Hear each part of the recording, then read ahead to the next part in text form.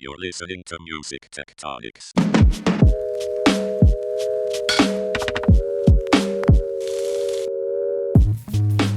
Hey everyone, welcome back to Music Tectonics, the podcast that goes beneath the surface of music and tech. I'm your host for this episode, Tristra Jaeger, Chief Strategy Officer at Rock Paper Scissors, the PR agency dedicated to music innovation. Today, I'm talking to researcher, speaker, teacher, and author Karlyn King about her work digging into the culture and business of vinyl. With a published dissertation on the subject, Karlyn has spoken at conferences, music institutions around the world, and has written extensively about vinyl and its enduring impact and romance for music lovers. So thanks so much for joining me today, Karlyn. Thank you. It's fantastic to see you again.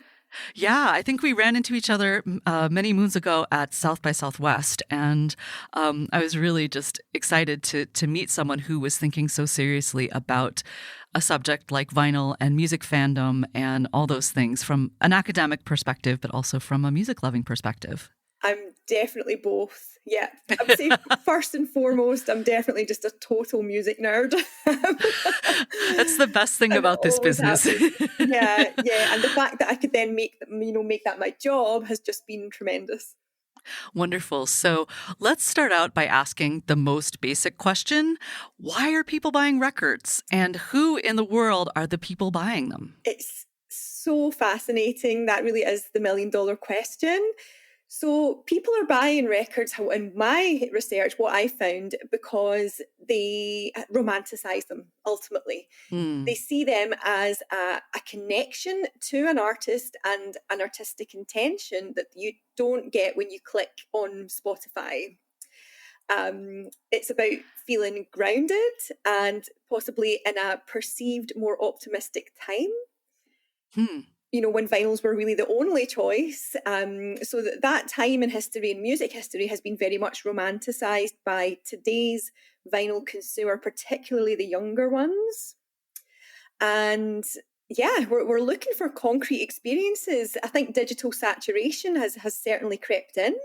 That's definitely a thing. We're feeling overloaded by the digital world, by the constant slavery to phones. and don't get me wrong, I use all these things, but yes, I think people are starting to feel quite oversaturated by it and slightly drained by the digital world, and starting to really recognize that there could potentially be some dangers within it. I was speaking to someone about AI weaponry last week, and the fact that these things could take a dark turn. I'm a huge fan of the show Black Mirror, and how these things could potentially be bad. So people are just looking for that extra little anchor. But what's really interesting is that it's concurrent with the digital world. We're still streaming, we're still using AI, we're still doing all these things, but we also want that little physical, concrete anchor in what is a scary world. Yeah. Are there particular types of people, and I don't mean necessarily gender, demographics, etc., but are there? But if you have some information about that, that'd be really interesting to discuss. How would you characterize the vinyl buyer or buyers? Are there a bunch of different persona that you could point us to who are really interested in engaging with music in this way? Absolutely. So certainly my research looked at the UK, and I'm going to be extending that to the US soon. But certainly in the UK, the younger consumer who, wasn't alive when vinyl was the only choice, for example, they see it as expensive, but valuable.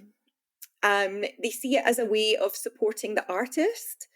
They love the idea of having like a signed record, and that, again, connection to artists. So it's almost like false intimacy, because ultimately you're just exchanging money for a product. But they perceive it as a level of intimacy that maybe you don't get on Twitter or Facebook or Instagram or TikTok. A signed album is feeling, and I actually felt it myself, in LA 2 weeks ago. I saw a signed Serge Tankian record, a very small limited run that he did. I'm a huge fan of him, and I really wanted that connection to him. It's bringing me one step closer to him and his artistry and my love of his artistry. So very much the younger consumer, that is their mindset, whereas the more longer term consumer that can remember vinyl when it was the only choice potentially, for them it's less about that, and it's more about value for money. So they are able to perceive the compression within MP3 files. They're able to perceive that and see that we are ultimately being shortchanged. Some MP3 files are as little as 10% of the original file. And that's what we're being fed on the DSPs. Whereas a record, if it's digitally mastered, it might also just be 10% of the file. However, much of the original analog vinyl is much more rich than that. So they see it as value, as a valuable exchange. And if we want to get into fidelity of sound, they perceive it as warmer, even more alive than a digital file.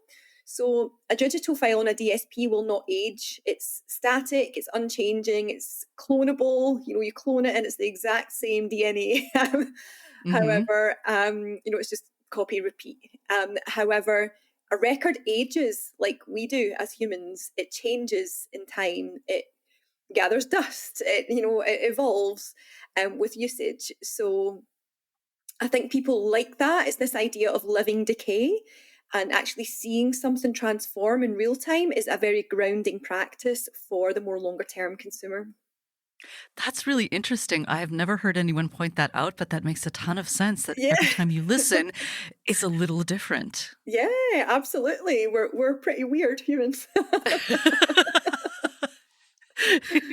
I want to buy this record so that over time the song will sound worse and worse. Yeah. Because I never cleaned my records. And my needle is ancient, right? But it's at the same time, it is, as you're saying, it's a grounding experience. It's so we were talking a bit in general terms, sort of conceptually, about what these experiences mean to the people who you've consulted over the course of your research. What have they told you about how they actually do? Like, what do they actually do when they listen to records? Oh, okay. So for the more longer term consumer, it was much more the sitting down and listening, paying attention. Whereas the more sort of younger consumers, it wasn't so much about that, but they would sometimes pretend that was an issue. But really, when I would observe them listening, it wasn't really about that at all. It was more just being in the room with a record player. That was enough for them. And that's really because technology has dictated listening to them already. And that is self-selecting. You choose the song, skip through stuff, singular songs as opposed to like a full concept album.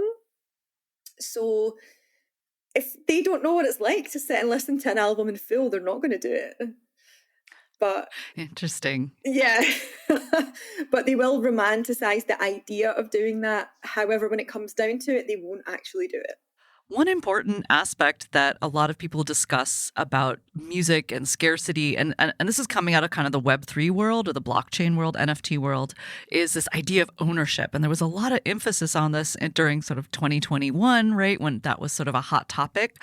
And I'm curious how the idea of ownership, like, you talk about the romance of the experience of sitting with a record and listening or having a record.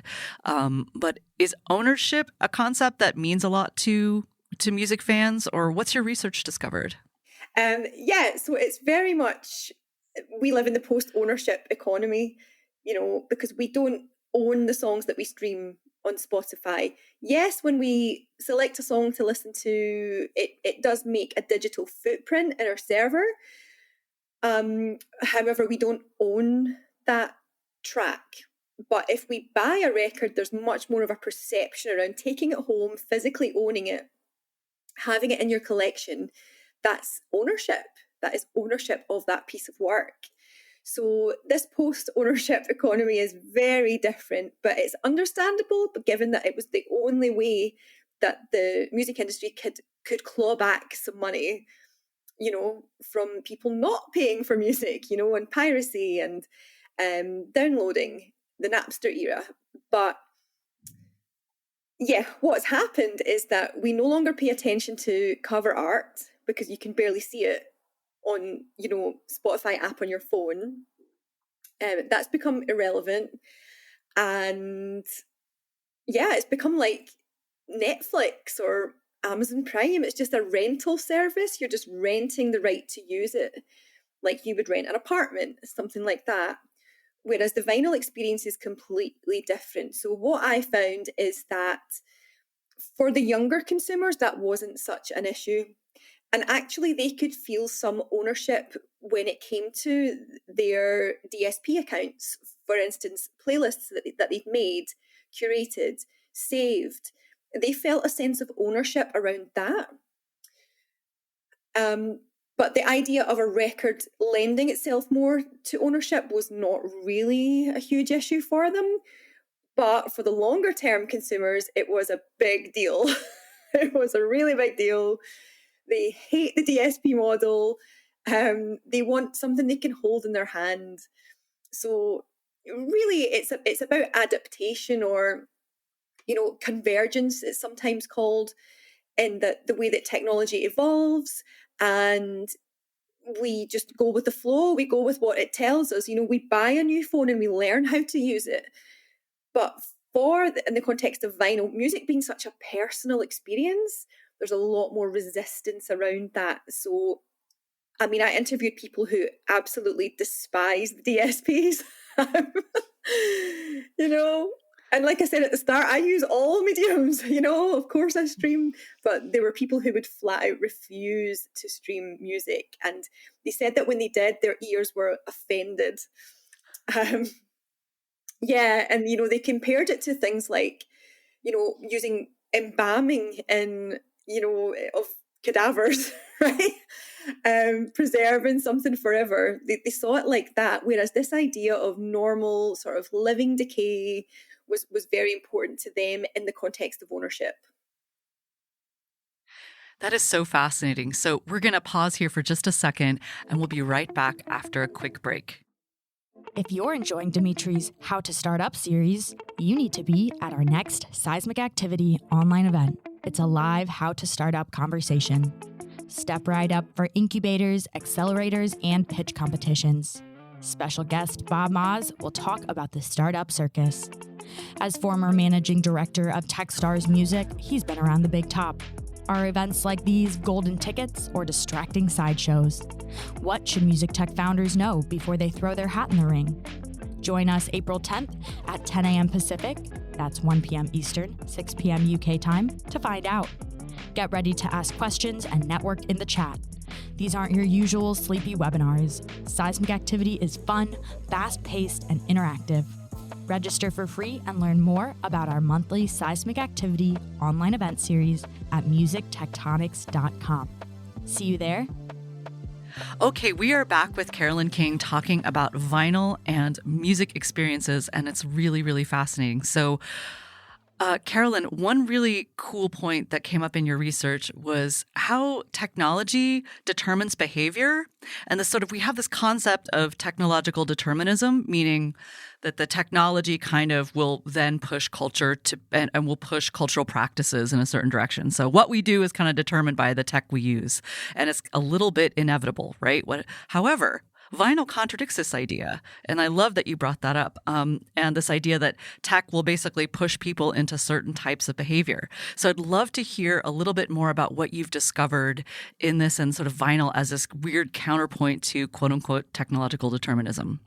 Yeah, so this was really became the core construct of my PhD. I'm a consumer psychologist, or music anthropologist.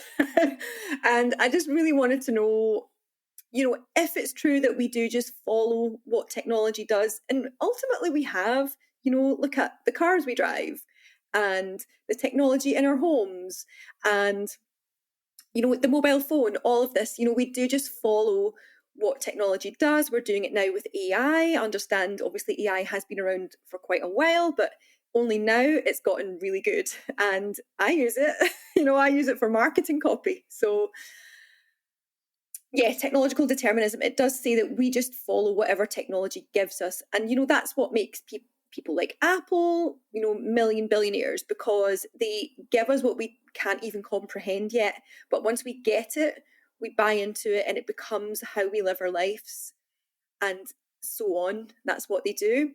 So, however, vinyl was replaced in the 80s. So why is it still a thing? I mean, yes, it did decline massively, and the amount of record stores declined all over the world massively. However, some communities really kept it going from what I've seen in my research, and it was ultimately reggae, dub, electronic dance music, and yeah, those were the sort of core communities that were still using vinyl. So it wasn't completely dead. But what's really happened is when the internet became widespread, sort of 2000-ish, it enabled us to find the information about vinyl. So things like Discogs, that's part of my research, was combing through the forums on Discogs for clues as to how this has happened. And this is exactly it. So pre-internet, vinyl would have been dead and buried, maybe apart from the odd community that would keep using it. But thanks to the internet, we can now seek it out. And I'm also seeing this now in my teaching. So I have students who are 18 years old who, and I'll say they know more about 70s and 80s music than me. I mean, it's really exceptional. And the reason is TikTok. They're looking at this stuff on TikTok. They are gauging what year it's from. They're learning about it. They're finding it on Spotify or YouTube, Instagram, and they're educating themselves. So in some theories, like actor network theory, to go super academic, they would call the internet the boundary object, and that is the catalyst for maintaining technology even when it's massively moved on. And vinyl also has all of these social factors ascribed to it, like that romanticization, like the idea of better sound, authenticity, that other formats just don't have. So it is very much an anomaly, but that's certainly what I found, is that people go and they do their research now. They might not deep dive and they might just put it into ChatGPT and ask for an answer, but still, the fact that they're able to do that is really exceptional. That's really interesting. So how, if we're thinking about music tech more broadly, like outside of vinyl, and I'm asking you to be a little speculative here, so bear with me, Karlyn, but how do you think we should think about technology's inevitability and how it impacts how people enjoy music or culture?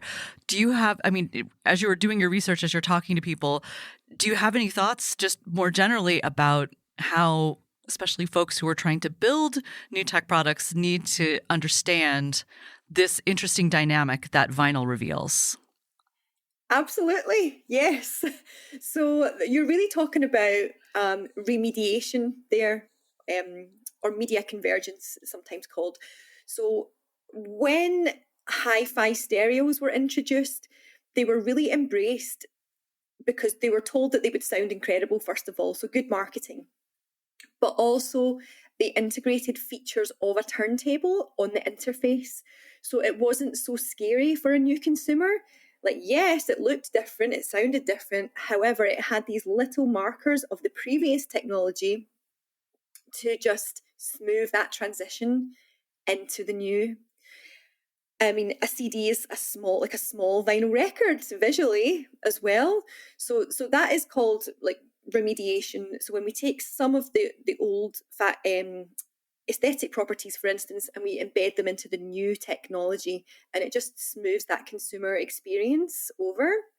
So, I mean, to answer your question in terms of tech companies who are trying to lead the way, like Apple, remediation, taking these older factors, and this is exactly what Crosley Turntable do, and they have gone through the roof. Because they've taken this old visual of a turntable from like the 50s and 60s, one that you could carry around in a little case, and it looks nice. However, it's got a USB port. It plays digital records. You can connect it to your laptop and download the music. And it's Instagram friendly. So it straddles both worlds, and that's really, that's how we reintegrate that technology. Fascinating. So if you're thinking about building something, especially something that wants to push the envelope of consumer behavior, try to loop it back to something that came before, as at least aesthetically, or suggest something along those lines. Yes, there's huge buy-in that way because it's a little less scary, and it does go back to what I said at the start, is that like we live in quite a scary world, and people are looking for a grounding concept, something to ground themselves. One writer calls it a balm for postmodern malaise, in that we have so many options, it becomes overwhelming, and this just grounds us in that perceived era of optimism, high consumption, rock and roll. It just grounds us in these perceivedly optimistic times. So what you're talking about, and in some ways, this has come up a bunch in the research that I've seen of yours, is this idea of nostalgia. And nostalgia is all over the internet. It is, I have kids in their teens who are always talking about how weird it is that everyone's nostalgic for all these different fairly recent times. So what is nostalgia's role in all this? How should we understand it if we're thinking about music and digital culture? Yeah, it's escapism. It's 100% escapism. I love it. I'm a huge consumer of all this stuff. I think what Stranger Things did was so clever, referencing all of these 1980s perceived classic movies, using 1980s synth wave music and fashion, and even like the stores that they would go to and the town that they lived in, it was very much 1980s America. Again, it is grounding us in a time that was perceived as better, but it's very much romanticization, isn't it? And this idea of the grass is always greener on the other side. So, because I personally don't watch the news, but if you are someone who's consuming all that media all the time, that's a lot. And being able to escape into another era, often that you weren't even alive during, is the ultimate escapism. That's why we play video games. That's why we go to shows. It's pure escapism. To go super nerdy, Theodore Adorno said that, Walt Disney was the most dangerous man in America because of the entertainment industry being this malevolent dictator, distracting us from what the real issues were. He was never quite clear on what the real issues were and what we should really be focusing on. But yeah, he very much called it a distraction. So, and I don't think there's anything wrong with that. I will personally sit and watch all of Stranger Things. And yeah, it got me really, look at what's happened to Kate Bush, she is treasured in the UK. I don't know about in the States, but now she's gained all this new traction and she's had an incredible career, but now she's got a whole new audience. And it's thanks to this. It's thanks to this remediation, nostalgia.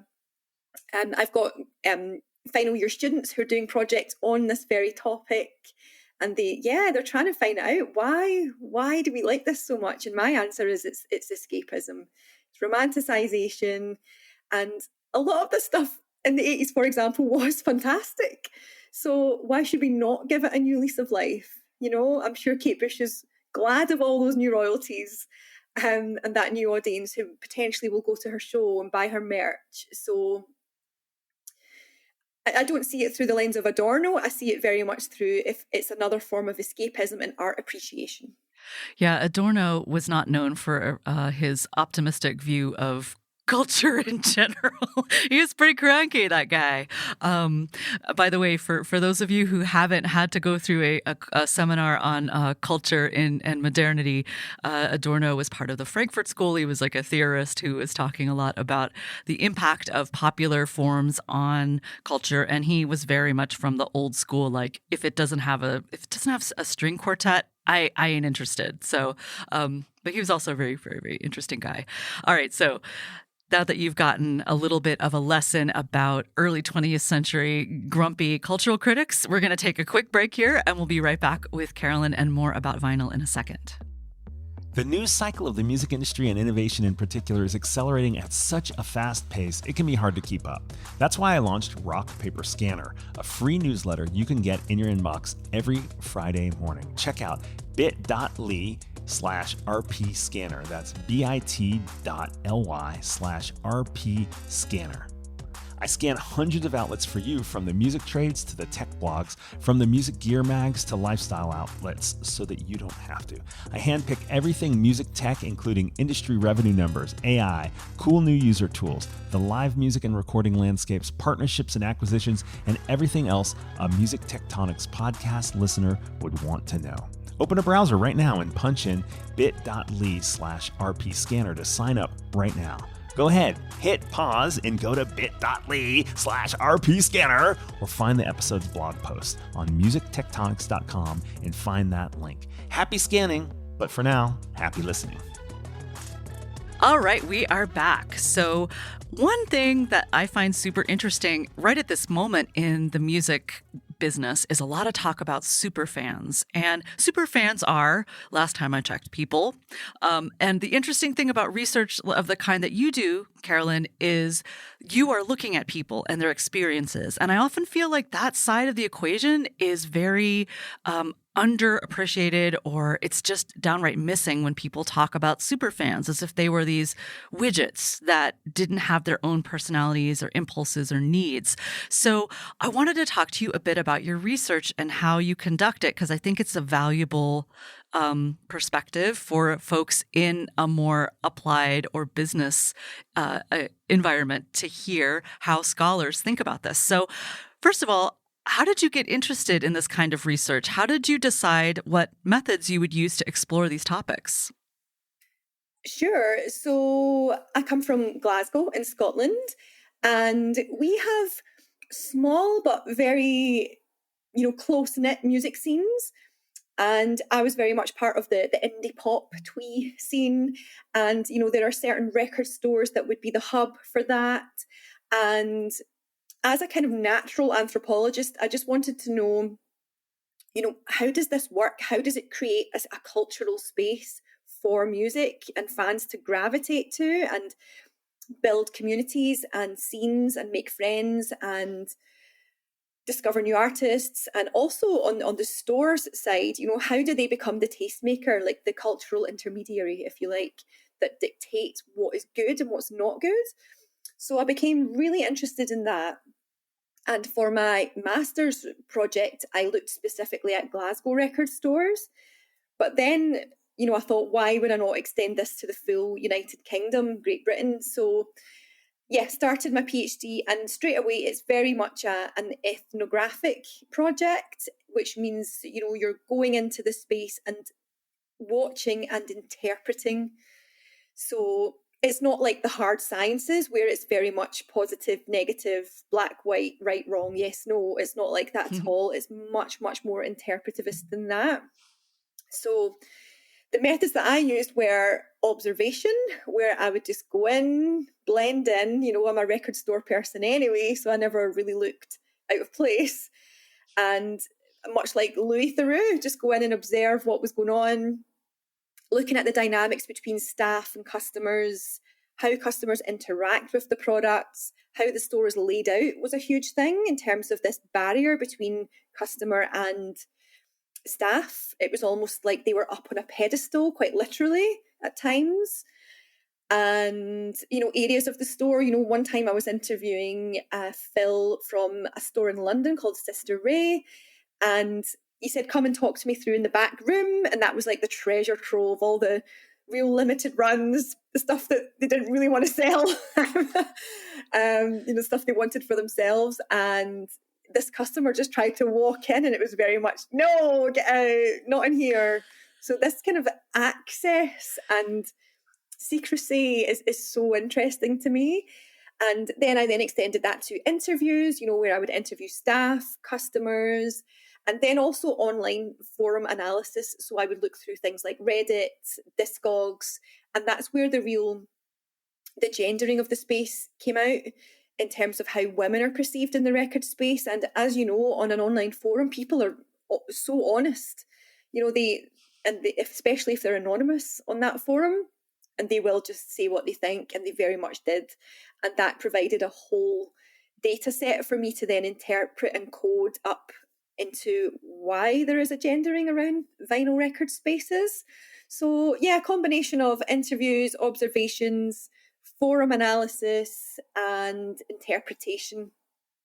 Obviously factoring in my own positionality as a woman in the music industry, I had to also try and negate any bias around that and just purely report what I saw.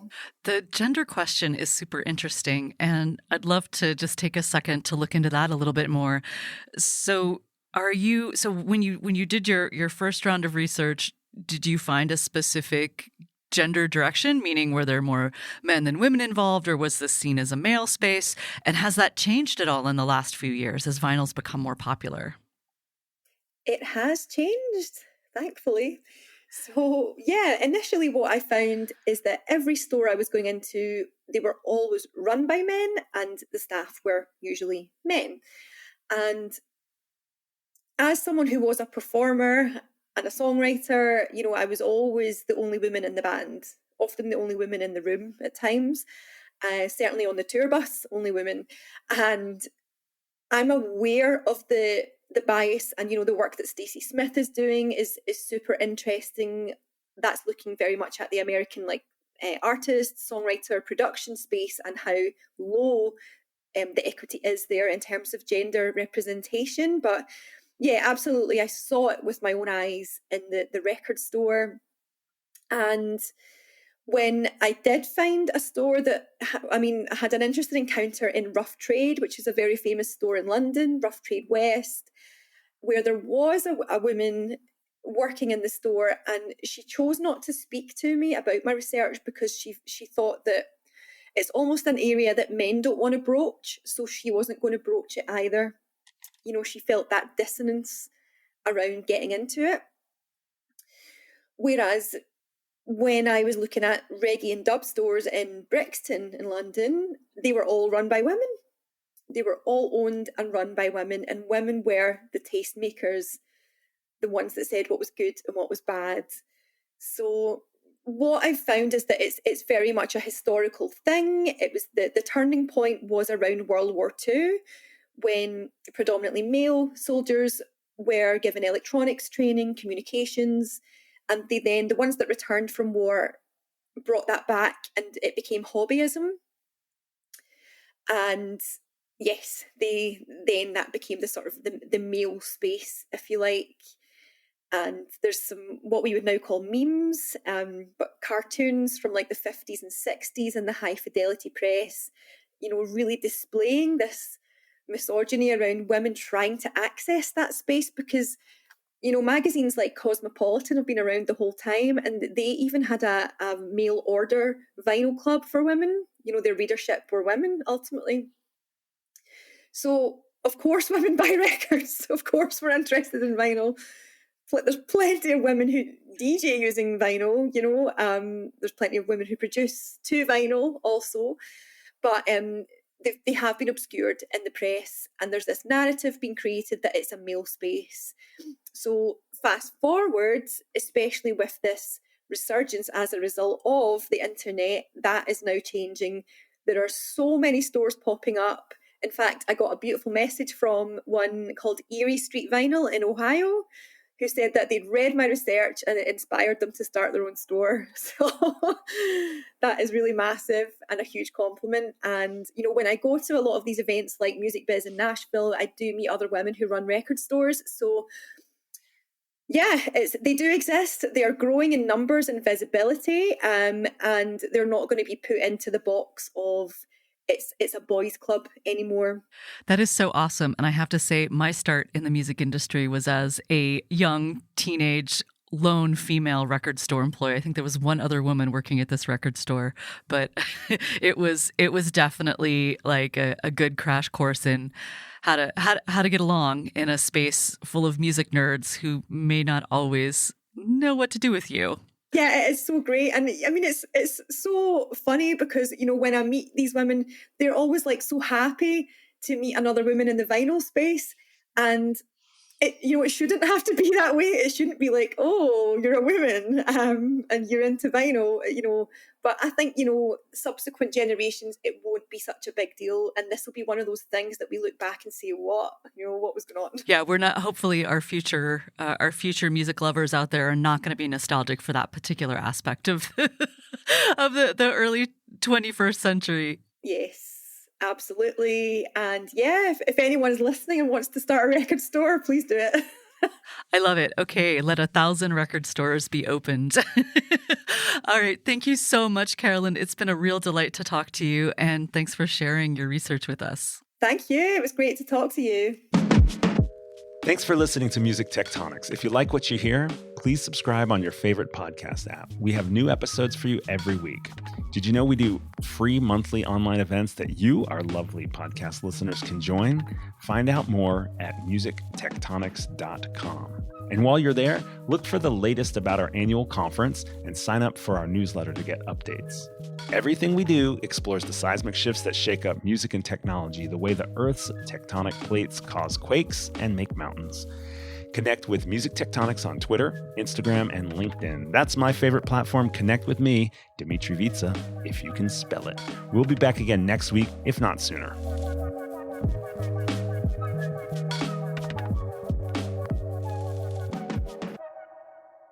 You're listening to Music Tectonics.